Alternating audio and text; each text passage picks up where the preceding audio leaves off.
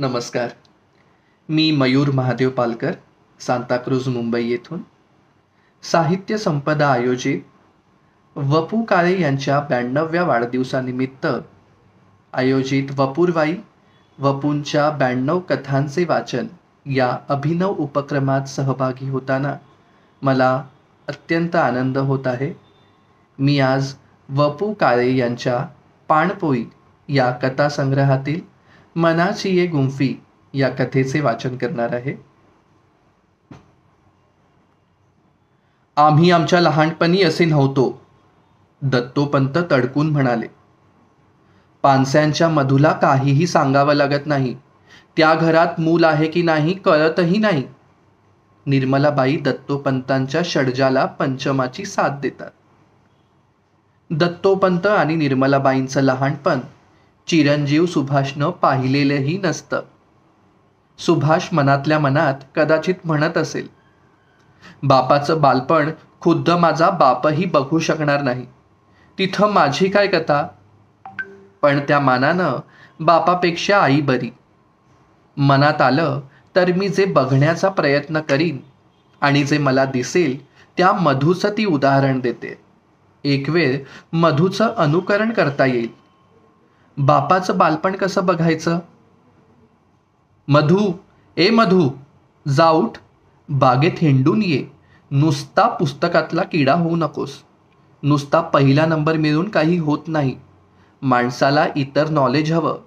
साठ्यांचा अनिरुद्ध बघ, तो अभ्यासाबरोबर सतत काहीतरी वेगळं करीत असतो. तू घरी आलेल्या पाहुण्यांशी 4 शब्द पण बोलत नाहीस. वाचून वाचून डोळ्याला लहान वयातच चष्मा लागलेला मधूला पानसे सांगतात. पुस्तकातून नजर न काढता मधू करतो. अरे, उडत बागडत अभ्यास करतोस तरी कायम 5च्या आत येतोस. बाकीचे व्याप कमी कर. तू पोहण्यात पहिला आला नाहीस तरी चालेल. पाण्यात तरंगता आलं खूप झालं. तबलाही मोठेपणी शिकता येईल. थोडा जास्त अभ्यास केलास तर मधूला मागे टाकशील. इति साठे. दत्तोपंत जेव्हा त्यांच्या मुलाच्या वयाचे होते तेव्हा पुण्याच्या एका वाड्यात राहत होते. त्या वाड्यात 11 बिऱ्हाडं होती. त्यापैकी 1-2 घरातच रेडिओ होता. एकाकडे प्रत्येक रेकॉर्ड मागे किल्ली द्यावा लागणारा ग्रामोफोन होता. स्वातंत्र्य मिळालेलं नव्हतं. दर 10 माणसात किमान 3 माणसं काही ना काही तत्वांचा पाठपुरावा करणारी होती. उच्चारलेला शब्द प्रॉमिसरी नोटेपेक्षा महत्त्वाचा होता. दत्तोपंतांनाच काय, पण त्यांच्या समकालीनांपैकी कुणालाही वेडवाकडं वागायची संधीच कधी मिळाली नव्हती. प्रलोभन नव्हतं, प्रदूषणही नव्हतं.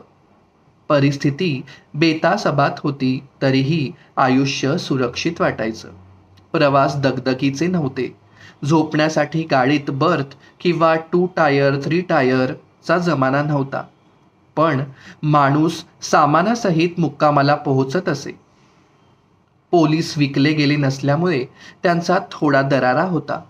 डोक्यावर कर्ज असणं हा त्या काळात प्रतिष्ठितपणाचा मामला नसून मानहानीचा प्रकार होता.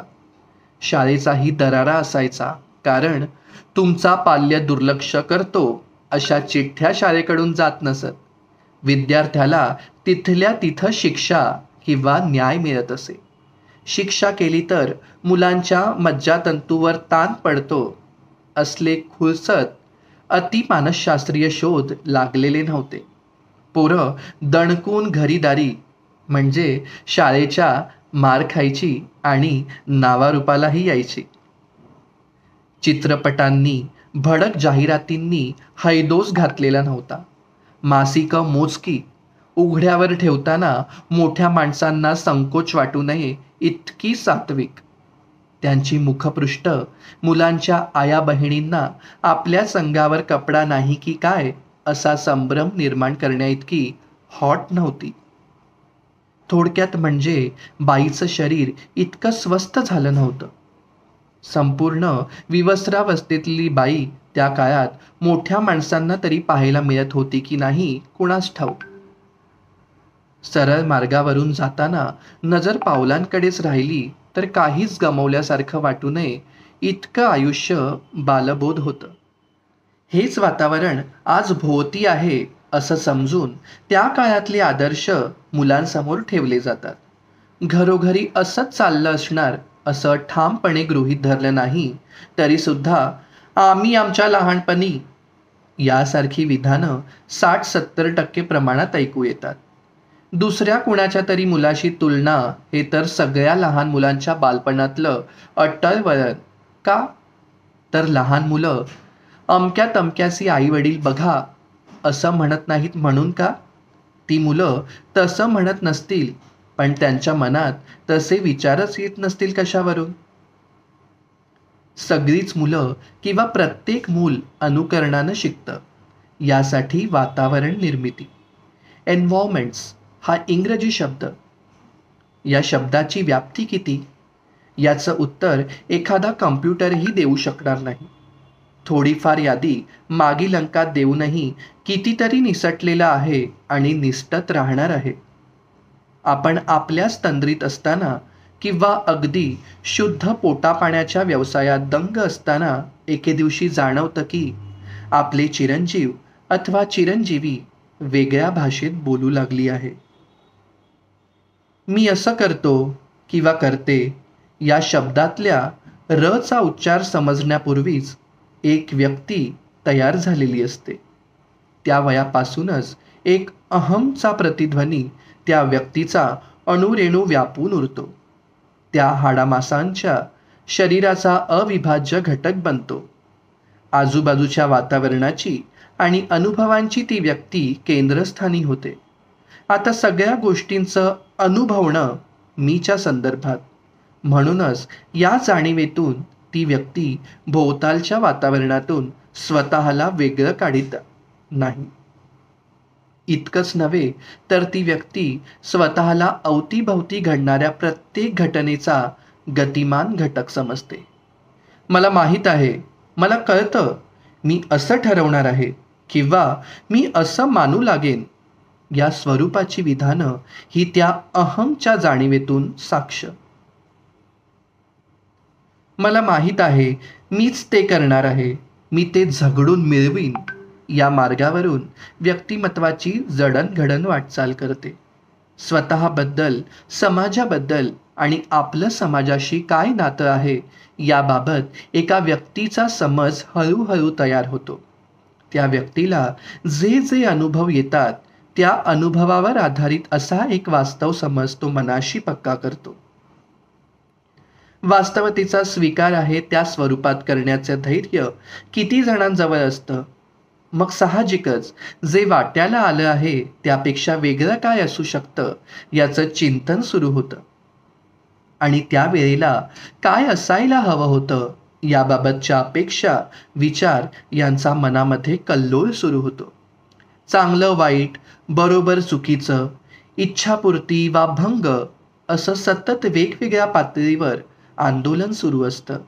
अनुभवाला आलेली वास्तवता, वेगळं काय घडू शकलं असतं आणि काय घडायलाच हवं या 3 चाकी सायकलवरून प्रत्येकाचा आयुष्याचा प्रवास सुरू होतो.